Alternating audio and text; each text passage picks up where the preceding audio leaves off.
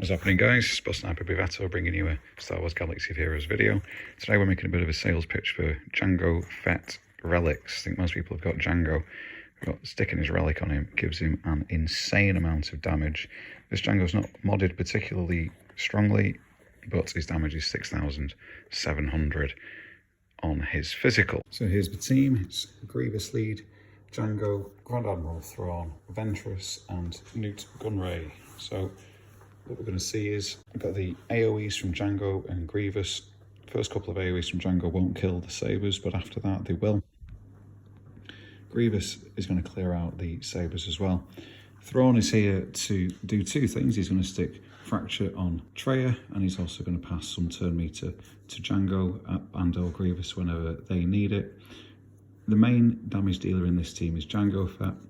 Grievous is going to chip in a little bit, and Ventress doesn't do so much at the beginning of the fight, but as more and more sabers die, Ventress will get stronger and stronger. She's going to chip in a little bit as well.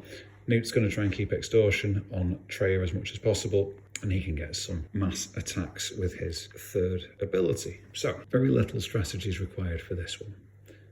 We are clearing out the sabers, which is, after this run, is going to be single hit, sabers cleared, and we're going to be laying down some serious damage on Traya. The greatest thing about this is there's not a lot of setup required. You see a Chex mix or a Flaming Hot Greedo mix, or no, it's just a Death Storm. All these teams require AoE and timing, and things can go wrong, and you can be sort of a long way into a run, and then you find yourself backing out and going again. This is really plug and play. I've not had to move any mods around. I've not got a particular strategy which is holding me back. I'm knocking out sort of 6 or 7 million every time I do this. Very little prep. Maybe some of you guys are watching and thinking I'm doing some things in the wrong order, but you could almost put this thing on auto.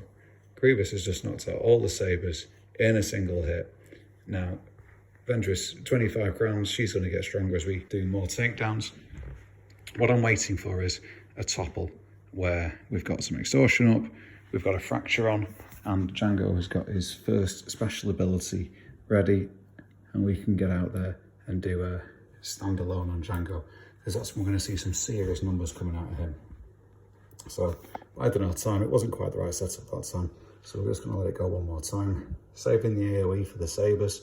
I think Jango's going to be able to take them all out on his own this time, so let's see what happens. We need to get around to Jango's turn as fast as we can. The other thing I don't want is I don't want Jango to be isolated when he does his standalone. I want him to be able to take all of the offense from all of his colleagues, so Trey is probably going to move that onto someone else in a moment. So unfortunately Trey is going to stand back up now, and the setup isn't quite right.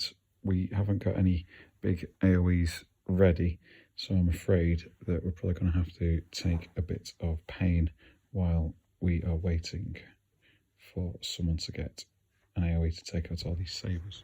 So we've lost Newt, which is unfortunate. It's good when we've got the extortion on, but we can't get it all at once. So just a couple more basics here. Jango can do his first special. We're getting 150,000 on the first one, 140,000 on the second one. We are clearing, well, we're getting near 300,000 from that single attack.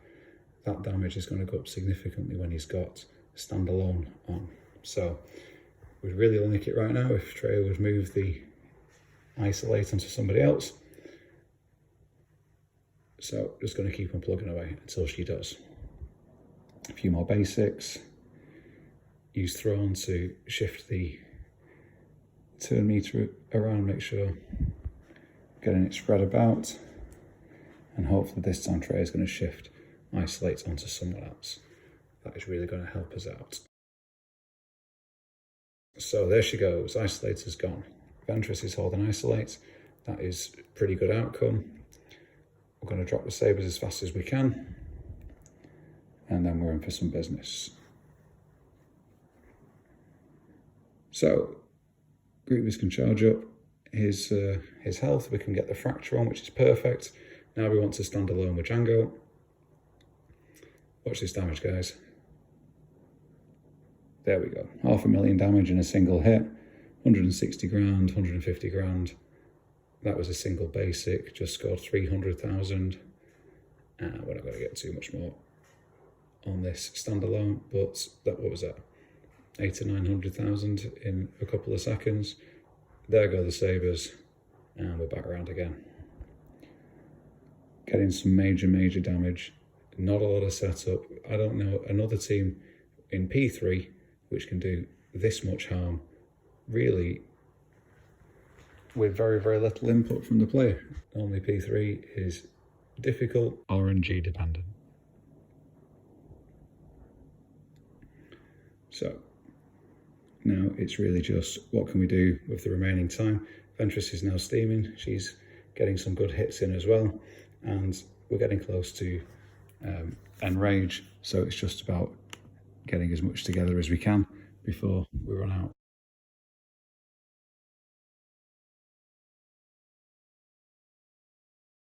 Trey's going to probably kill everybody this time. If we can knock her over one more time. Yeah, Grievous has got his AoE, so we get just one more chance to inflict some pain. Good fracture there.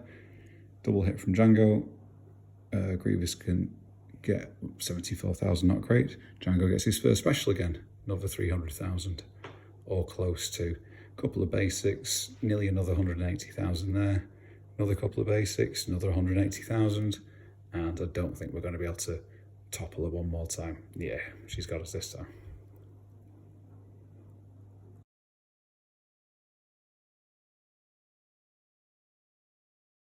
Okay, so this run we've hit, okay, so that's the end of groups. So on this run we've hit 7.3 million. Just show you the end of another run quickly. This one, I think Jango actually does more on this one. In the previous one he'd done 4.5 million, in this one he actually does 5. Grievous didn't hit as much, and the overall run itself wasn't quite as successful as the previous one, but it just goes to show again, there's a lot of potential in this Jango team. I'm not going to talk over all of this, let you guys watch it for yourselves, but there's a lot of value in getting Relic 5 Jango. He's not Relic 7, I've not gone all the way with him. He's very viable at Relic 5, and most people have got Jango at gear 12, and my recommendation is take him further. Another thing which he's doing really well for me in my team is a Jango lead bounty hunter team in the first wall in Grand Arena. Lots and lots of people are underestimating him. Loads of people are seeing a bounty hunter team thinking it's B+, going in there and getting stung. Jango is too strong, too fast. He's taken out half of the teams. That kind of damage. There's not many teams in the game are going to take 260 grand's worth of damage. You know, he's a very viable character. He's coming up with a lot of points in Grand Arena for me.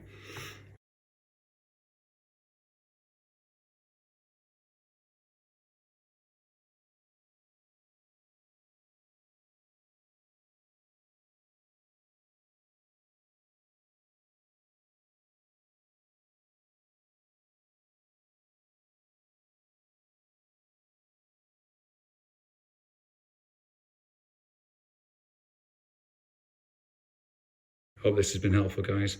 Leave a like and subscribe for more content.